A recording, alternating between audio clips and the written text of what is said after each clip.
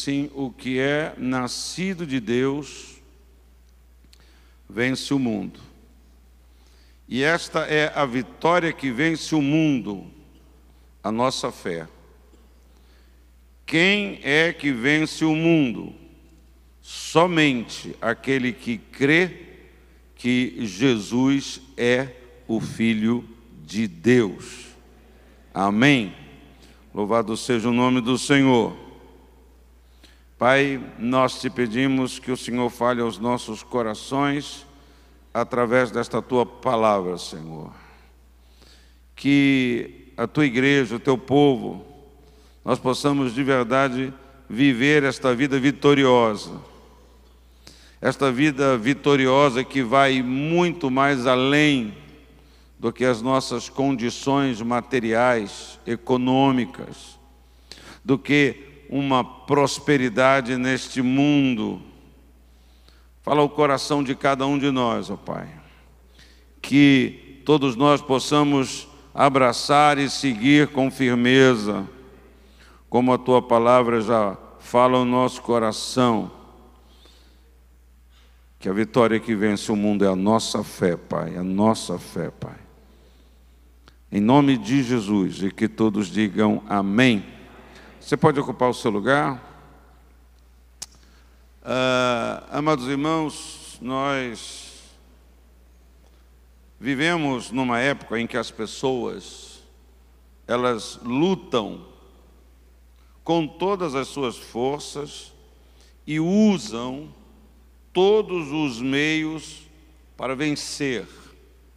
Vencer na vida, vencer a vida, tem se tornado uma obsessão para muitas pessoas. E por isso que elas lutam com todas as forças e elas usam todos os meios.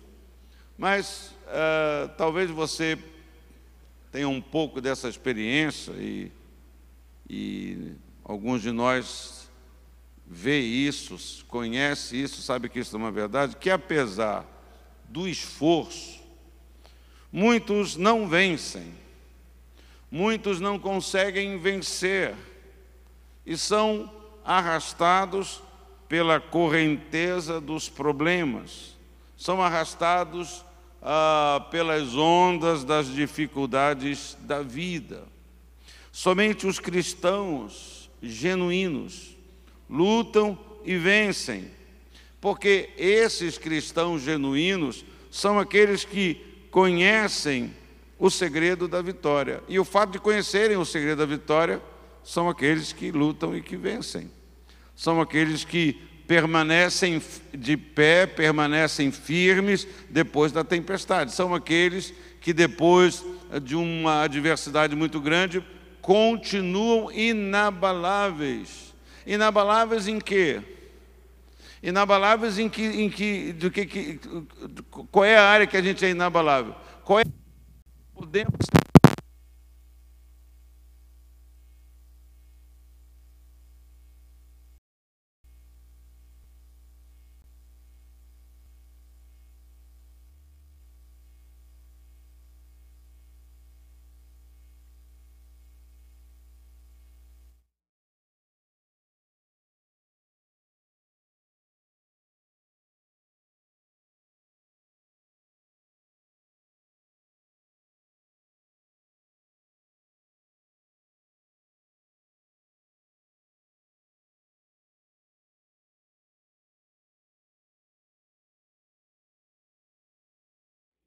nós.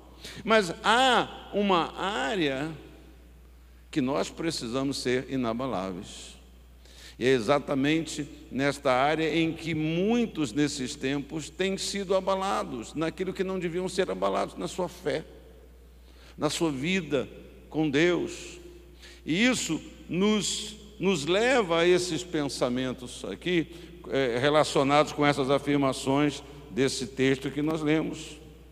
O que é nascido de Deus vence o mundo, vence esse mundo, esse mundo que jaz no maligno, não é?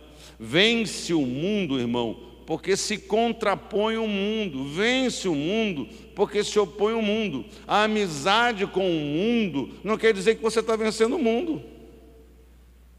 A amizade com o mundo, a concordância com o mundo, a seguir na direção da maioria, não quer dizer que você vence o mundo. A gente vence aquele que é o nosso adversário, a gente vence aquele que está em oposição a nós. Então é importante a gente entender um texto, um versículo simples: o que é nascido de Deus, o que é salvo, o que teve uma experiência com Deus, aquele que se converteu, aquele que mudou de vida, aquele que é nova criatura, né? O que é nascido de Deus vence o mundo, e ele vence o mundo por causa da sua fé. Quem é esse nascido de Deus? A resposta já está no versículo 4, né? Mas quem é o que vence o mundo? Somente aquele que crê que Jesus é o Filho de Deus. Por isso é nascido de Deus, por isso é nova criatura, por isso é transformado, liberto pelo poder de Deus. Então, vou dar um pequeno comentário. Essa é uma palavra que vai ser curta mesmo. Quem vence o mundo? Então, o texto aqui nos explicou já o que é nascido de Deus. Há várias citações, né? E essa palavra eu coloquei aqui, não é muito do meu estilo, né? Eu tenho um estilo, eu tenho uma maneira de pregar a palavra de Deus. Fico bem num texto. A minha palavra sempre é uma palavra expositiva dentro de um texto.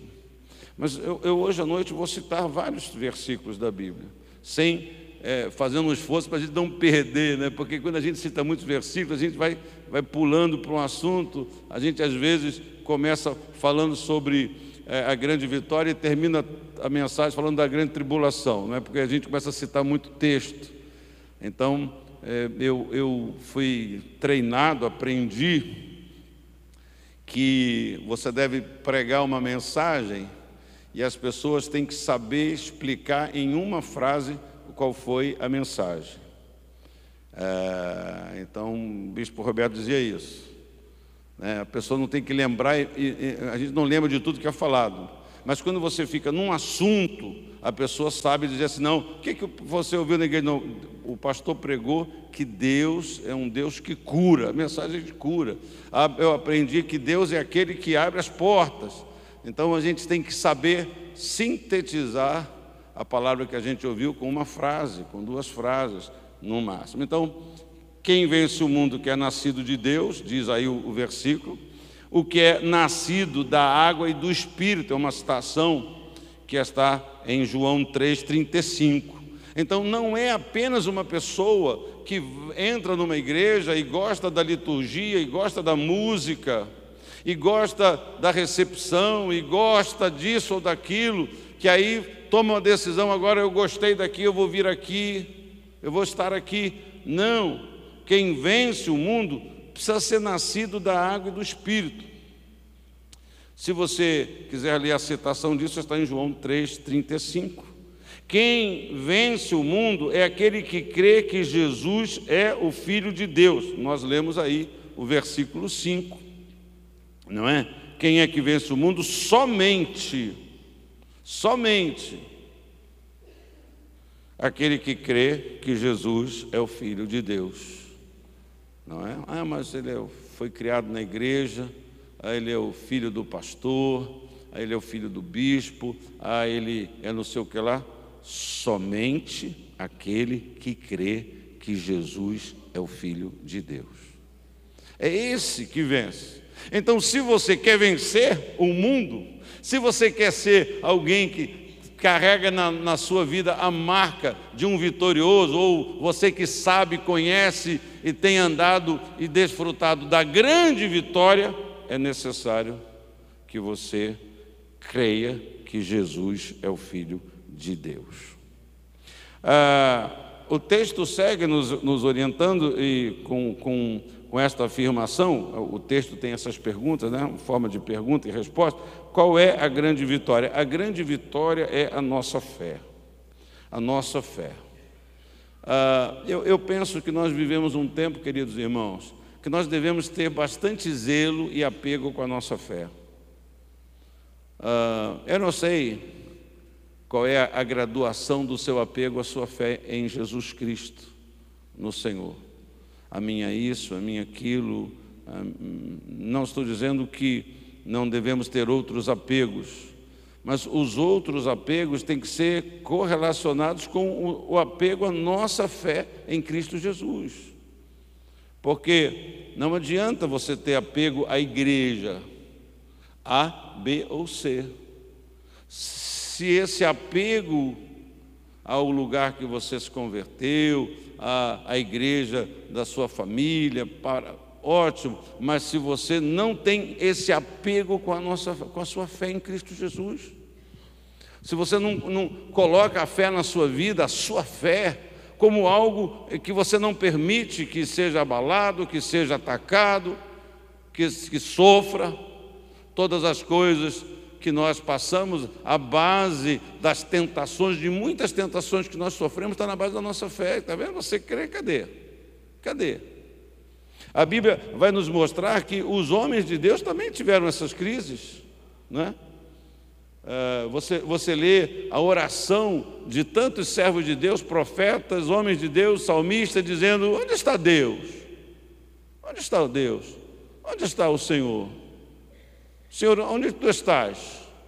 Manifesta as tuas obras. Então, essa questão da nossa fé, a nossa fé, é a nossa fé. A grande vitória não é as coisas que a nossa fé proporcionam.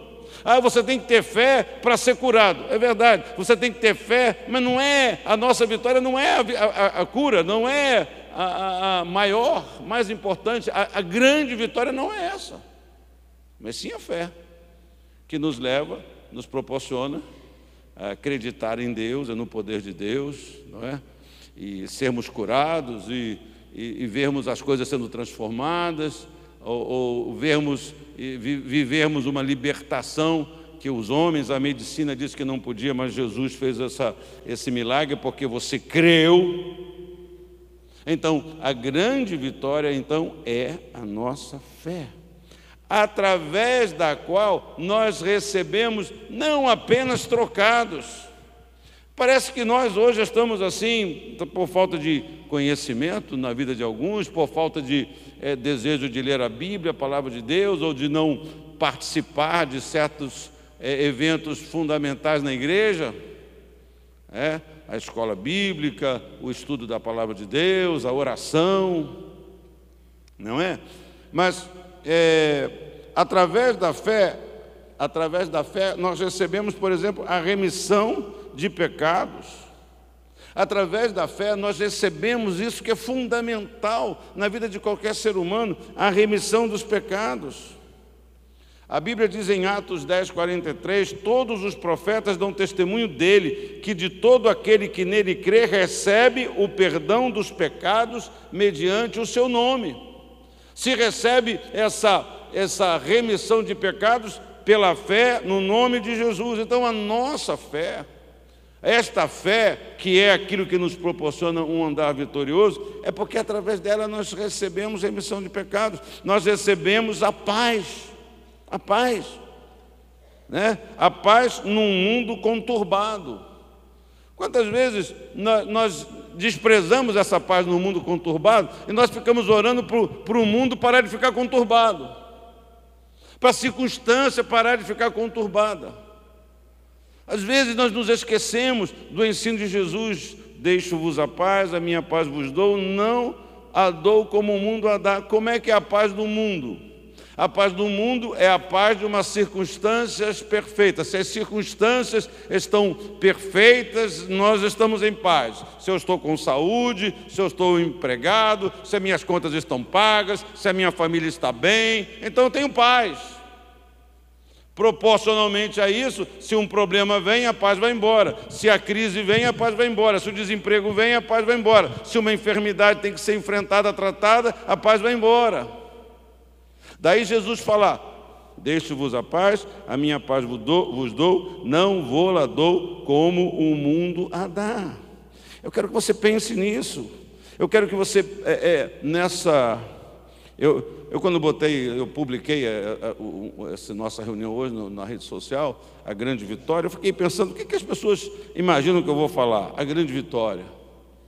Talvez alguém veio à igreja e falou assim, poxa, eu preciso de uma grande vitória, resolver um problema.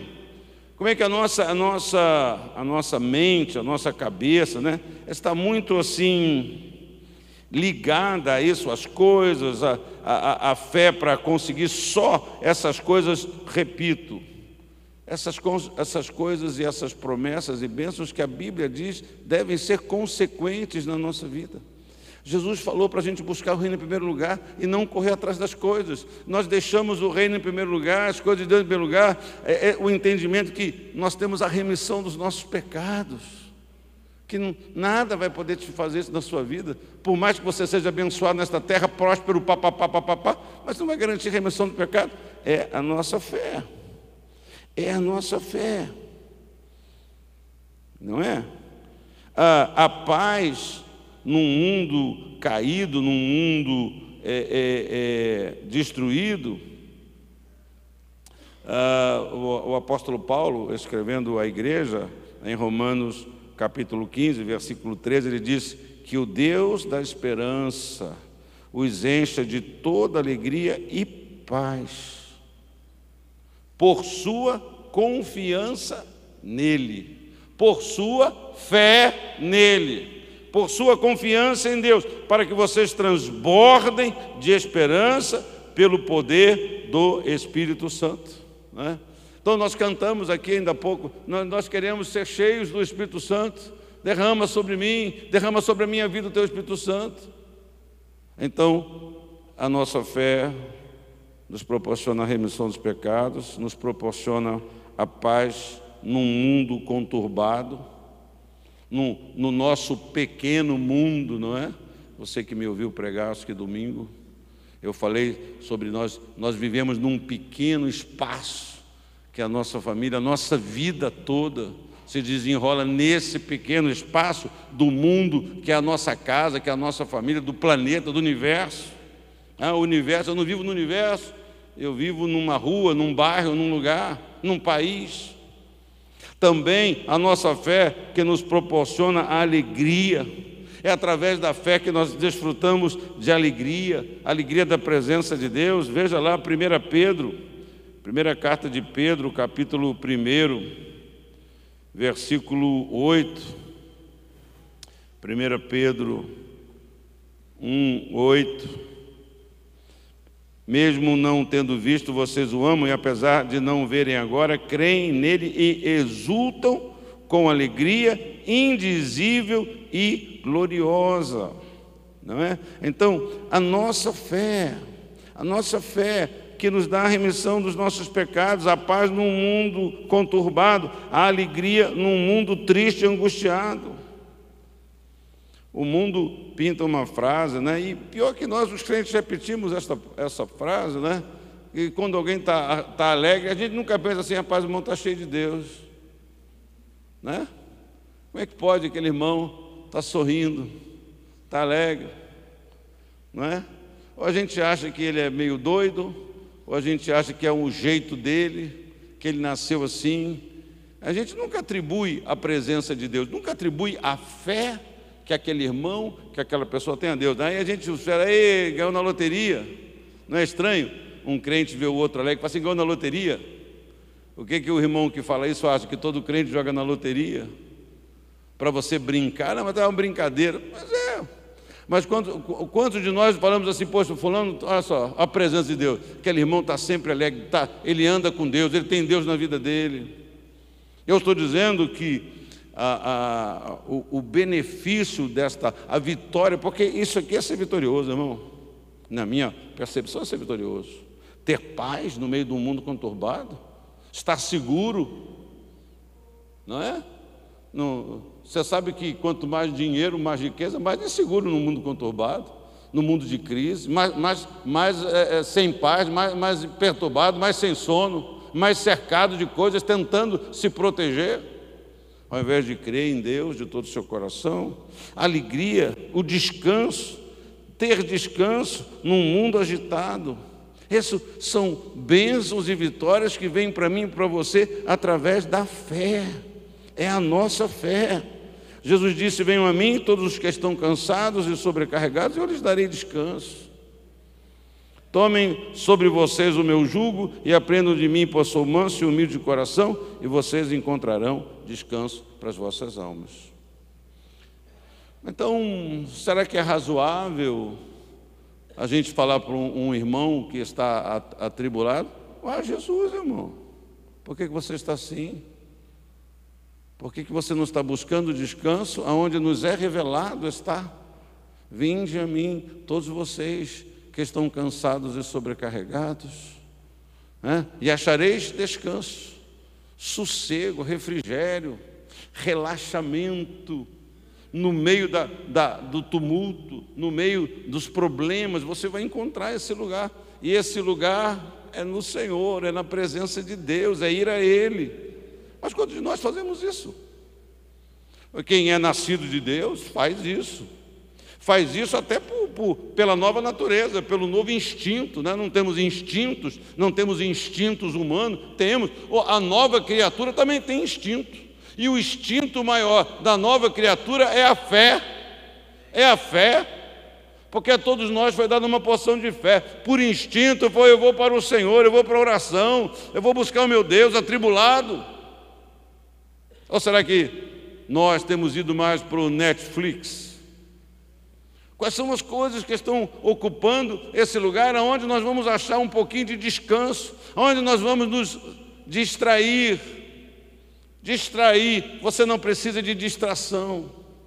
Nenhum crente precisa de distração. Nós precisamos de descanso. Nós precisamos de descansar, mas de distração não.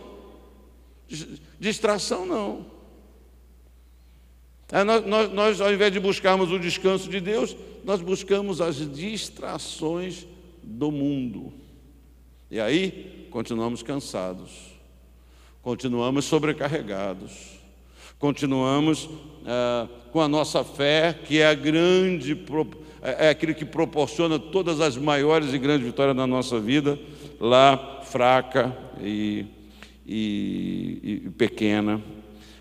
Tem mais uma bênção que a fé nos proporciona, que é a esperança num mundo, irmão, desesperançado. O apóstolo Paulo, escrevendo aos Romanos, capítulo 15, versículo 13, ele diz que o Deus da esperança os encha de toda alegria e paz, por sua confiança nele, para que vocês transbordem de esperança pelo poder do Espírito Santo. Tem horas que eu ouço coisas, leio livros, ouço palavra, ouço seminário, congresso, simpósio, e eu fico pensando, o que pode ter de novo? O que alguém vai poder me dizer e me ensinar? O que vai se apresentar fora desta fórmula?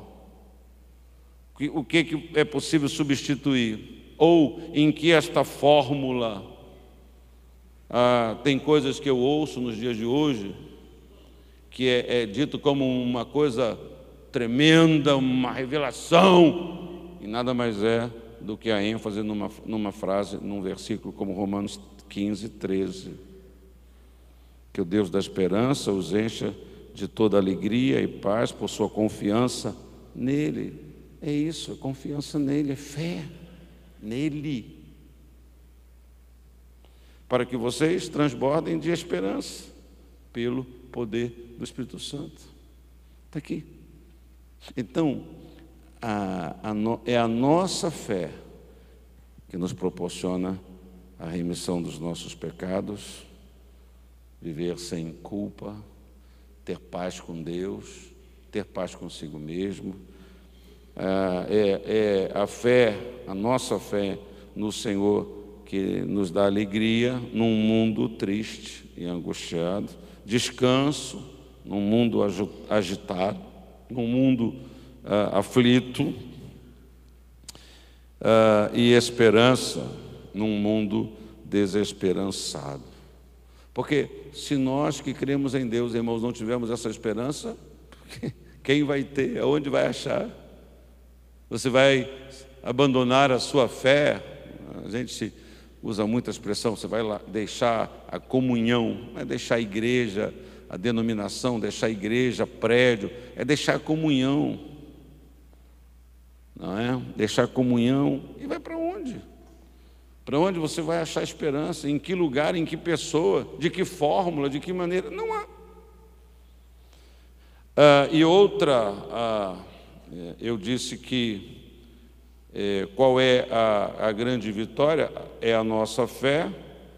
E a segunda coisa que eu quero dizer, que nós recebemos também, são todas as coisas num mundo de escassez. Você sabe, o nosso mundo é um mundo de escassez. E quando eu falo isso, dependendo do lugar que você está, aonde você está, as coisas que estão diante dos seus olhos, a gente fica assim sempre perplexo. É uma coisa que, toda vez que eu viajo de carro, por exemplo, e até de avião também já aconteceu isso comigo, que tem alguém comigo, pode ser no estado do Rio de Janeiro, aí está numa estrada assim, num lugar entre cidades, e sempre alguém fala assim, tanta terra, tanto espaço, não é? Por que as pessoas estão todas, desculpe a palavra, entulhadas numa cidade, não é? Por que não se usa? Quando você vai para Manaus, aí você vê rio daquele, não tem água, né? Não tem escassez, mas a palavra de Deus, ela nos faz essa promessa. Jesus, ele deu esse ensinamento, não é? Eu não sei se você tem alguma escassez na vida, né? O que está escasso para você? Eu sempre penso que as coisas relacionadas, as coisas materiais, elas são sempre as mais fáceis, não é? A gente planta, a gente faz não sei o que lá, a gente dá um jeito, a gente luta, né? Mas como é que você lida com a outra escassez? A escassez de todas as coisas que eu já lhe disse que a fé pode conceder. É a fé que nos traz, é a fé que nos proporciona todas essas grandes vitórias. Mas eu me refiro à palavra de Jesus: e tudo que pedirem em oração, se crerem, vocês receberão. Então, todas as coisas, Jesus disse, tudo que pedirem em oração, se crerem, vocês receberão. Então, tem muita gente que fica desprezando, tem muito crente que despreza tudo e quer só ficar com isso aqui. Quer só ficar com Mateus 21, 22. Quer só ficar com essa palavra. Tudo que pedirem, então, aí não funciona. Aí ela coleciona fracassos de oração.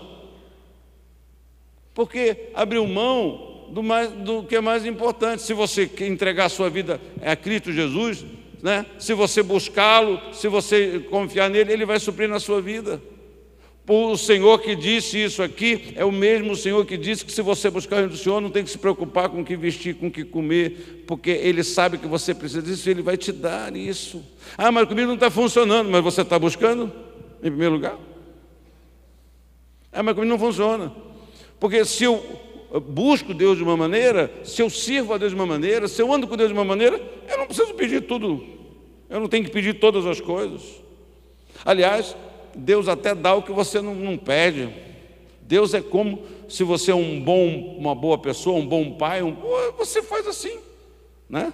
O fulano já sabe, perguntou o que a criança quer comer, não pergunta, você dá o que você sabe que ela precisa comer agora, né? Prepara aí uma feijoada para a criança que não, é leite, não é fantástico? Só leite de peito, a mãe que amamenta, que beleza, né? A criança fica forte, só com aquele leitinho. E leitinho de mãe é ralo, não é verdade? É um leitinho meio sem graça, né? Não é assim, podia ser o leite materno, podia ser um requeijão bonito, uma coisa cremosa, com uma cara de sustância, não é? Você lembra? Outro dia, não sei, acho que foi da Cátia, eu bebi o leite da Cátia lá, quando eu era casado com ela, que ela tinha leite ainda para dar para os filhos dela. Tu lembra do gosto? Tu não lembra porque se você só bebeu leite, se você não bebeu depois o leite da sua esposa, bebeu, provou, né, irmão? Que eu não fiquei mamando a mamadeira inteira. Eu dei uma provadinha. Mesmo porque, irmão, é horroroso o gosto. É horrível. Você já bebeu, mãe, o leite quando você deu? Bebe um pouquinho quem está amamentando para você ver. Bicho ruim.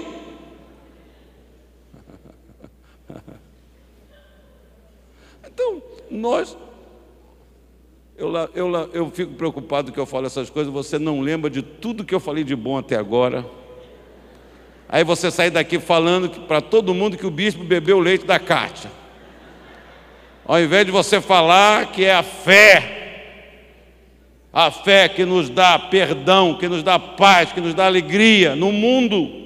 Não é que nos dá alegria porque está todo mundo alegre, é no mundo derrubado que você tem alegria, é no mundo perturbado que você tem esperança, é no mundo que está largado, porque você nasceu de novo, porque Jesus te salvou, porque você nasceu da água e do Espírito, porque você se converteu. Entende? Por que tantas coisas hoje, irmão? É porque tem muita gente que não se converteu. E aí parece que eu vou estar condenado, no bom sentido, entre aspas, a dar leite a vida inteira, porque Paulo falou isso, chega aqui, ninguém cresceu, ninguém aprendeu os rudimentos, o básico, ninguém sabe do essencial. Então ele nos prometeu que ele supriria, mas ainda ele disse, e tudo que pedirem em oração, ele acrescentou ainda mais um recurso, e tudo que vocês pedirem em oração, vocês receberão. E também a terceira bênção é a vida eterna. A vida eterna num mundo de morte. Essa semana tem sido essa semana difícil, sepultamento do Gabriel, filho do bispo Volney, e todos nós vivemos essa perplexidade, não é?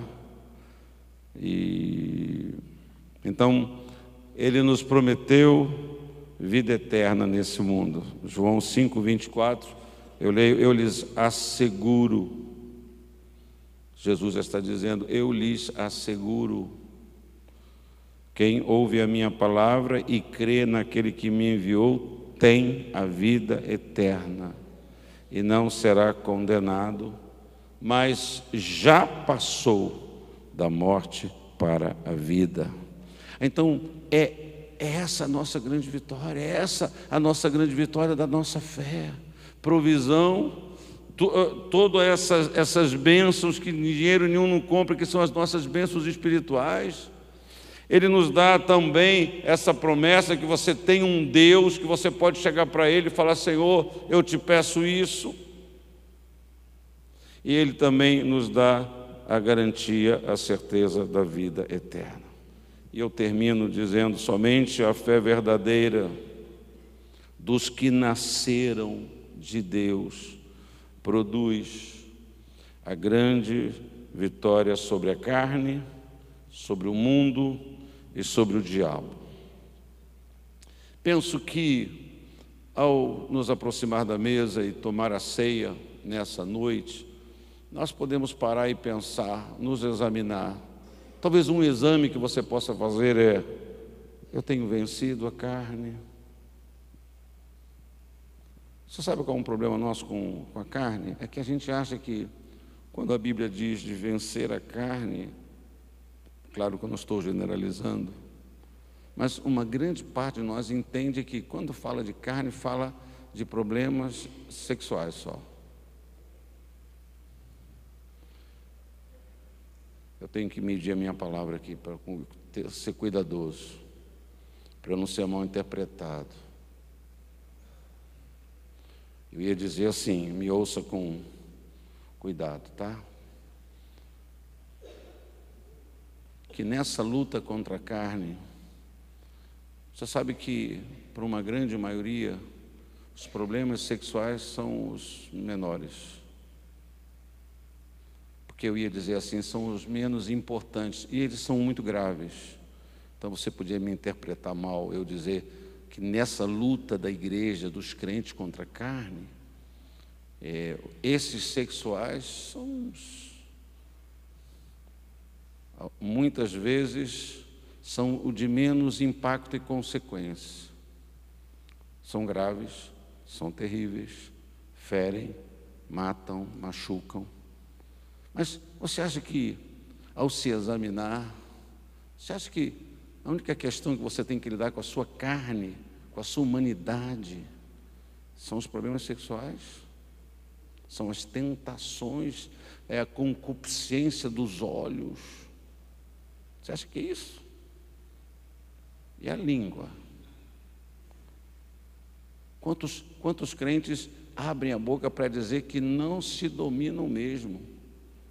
Tem crente que até fala com orgulho. Eu sou crente, aleluia. Mas se pisar no meu pé, tem negócio de perdão e misericórdia não. Negócio de dar uma face, dar outra face, não é comigo não. Eu dou uma peixeirada. Eu taco ele a peixeira. Comigo né? Somente a fé verdadeira daqueles que nasceram de Deus produz, é capaz de dar a mim e a você vitória sobre a carne, vitória sobre a carne, vitória sobre o orgulho. O bispo Roberto dizia essa frase: o que mais derruba líder, o que mais derruba pastor não é sexo e dinheiro não, nem poder. O que mais derruba pastor é orgulho, orgulho. E é por causa do orgulho que ele acha que ele pode ter amante, porque ele acha que ele pode meter a mão no dinheiro da igreja, porque ele acha que ele faz de qualquer negócio para se manter no pico do poder na sua instituição ou no seu contexto religioso. Ele quer estar lá em cima e vale tudo para manter poder. Por quê? Por causa do orgulho. Quantos de nós temos vencido? Às vezes você não consegue nem vencer o orgulho para vencer no seu casamento. Você nem consegue dominar o orgulho para se humilhar para uma pessoa que você ama. Não vou me humilhar. Por que não vai? Por quê? A resposta, a pessoa, não, por quê? Não, é porque é orgulhoso. É porque não crê em Jesus, é porque não crê na Bíblia, é porque não crê. É porque não crê. É porque não tem a fé que vai dar a vitória, que vai nos proporcionar a grande vitória, a maior de toda, que é a eternidade com Deus. Vencer o mundo. Vencer o mundo. Irmão, nós temos que abrir os nossos olhos, queridos. Temos que estar atentos. Eu não estou falando nós, todos nós. Não é? Todos nós. O mundo seduz, o mundo atrai. As coisas do mundo. Né? A gente fala assim, as coisas do mundo, o pregador fala assim, parece que as coisas do mundo é tudo horrorosa, tudo mal cheirosa. Não, as coisas do mundo são todas lindas, são todas perfumadas, são todas maravilhosas. Eu vejo coisas, eu ando em lugar e falo assim, meu Deus, rapaz, como é que o mundo, né? Aí a gente faz uma igreja de um jeitinho, a gente, não, que não devia fazer. As pessoas, os crentes são do jeito. Aí vai lá na coisa do mundo, os caras do mundo é tudo do melhor. Os caras fazem um negócio, a gente fica lá, a gente paga para ir lá ver o que os caras fizeram. Você paga para ver a sabedoria do mundo, nas coisas do mundo. A gente bate palma, a gente faz propaganda, a gente acha lindo. Não é? Mas achamos que a igreja deve ser tudo de segunda categoria. Achamos que a igreja deve ser tudo bagaceira. tudo remendado, tudo emprestado, ajuda aí. Então a nossa mente, a nossa cabeça, né? A gente adora as coisas do mundo, porque as coisas do mundo tem muita coisa maravilhosa, linda e bonita. E o mundo usa isso com muita eficiência. Sabe que isso atrai, interfere. Então, nós precisamos vencer a carne, nós precisamos vencer o mundo, precisamos saber a velha analogia muito eficiente do barco. Nós transitamos no mundo, o mar é um mundo, o barco é a minha vida, mas nós estamos trafegando no mundo, mas a água, o mar não pode entrar na nossa vida, senão o nosso barco afunda.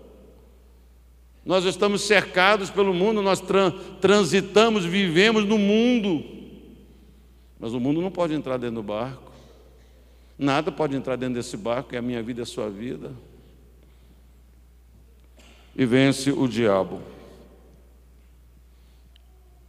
E eu espero em Deus ajudar você nessa noite, estimular você a crer, a confiar, estimular você a se entregar totalmente na mão de Deus. Mas não posso parar de pensar que venceu o diabo. Venceu o diabo. Sim, é isso. Às vezes você não está conseguindo vencer nem a sua carne. E cá entre nós, eu acho que a nossa carne é mais forte que o diabo.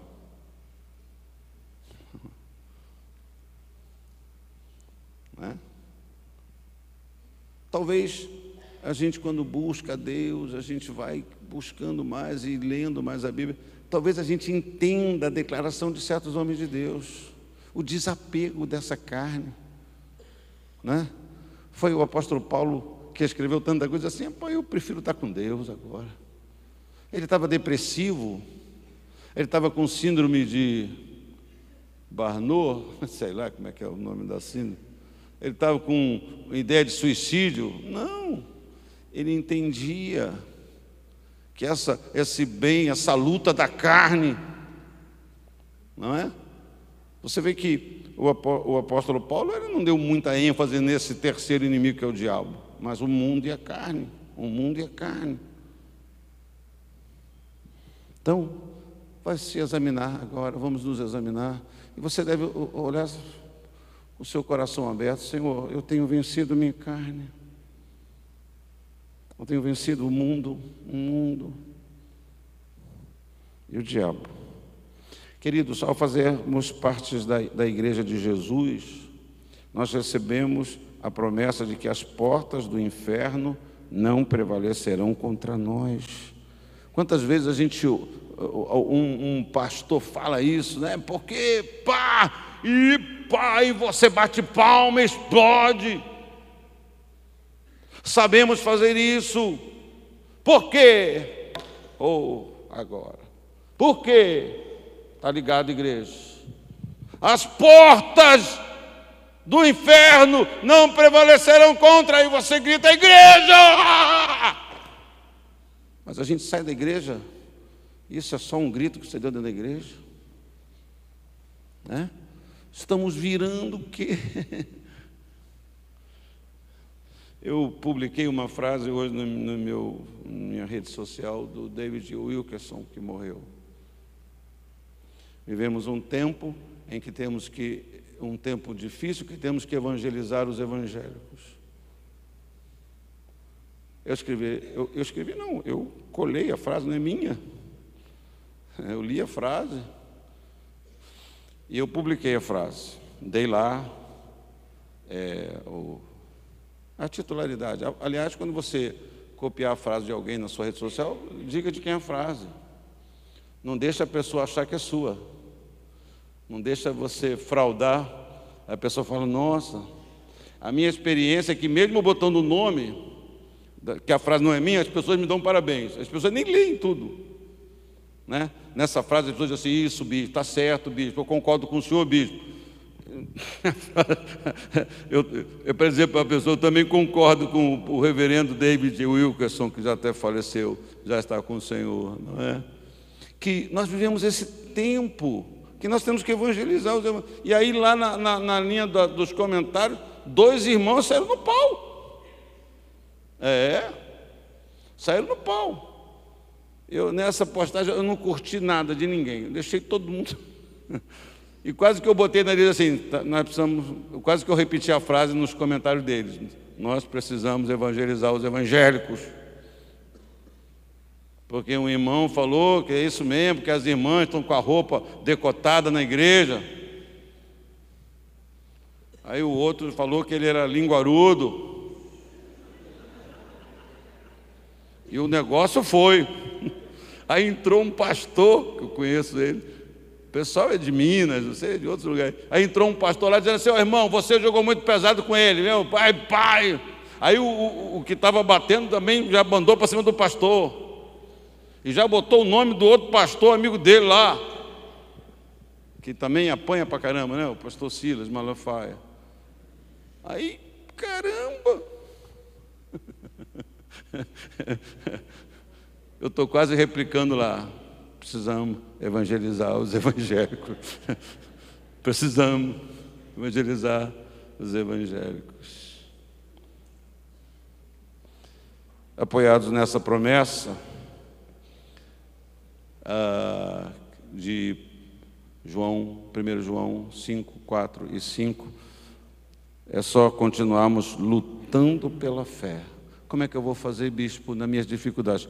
Continue lutando pela fé. Porque se você continuar lutando pela fé, a sua vitória está garantida. Vamos orar? Curva a sua cabeça. Meus irmãos que vão nos ajudar a servir a ceia, venham, por favor.